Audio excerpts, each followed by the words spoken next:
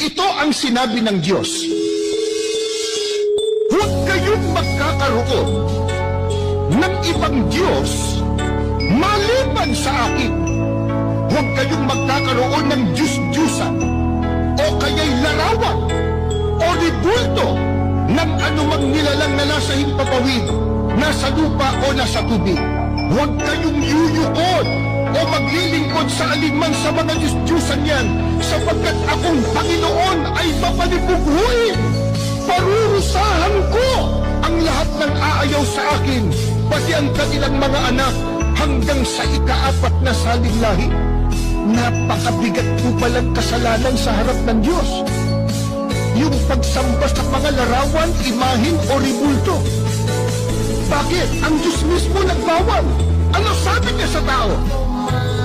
Huwag kayong magkakaroon ng ibang Diyos maliban sa akin.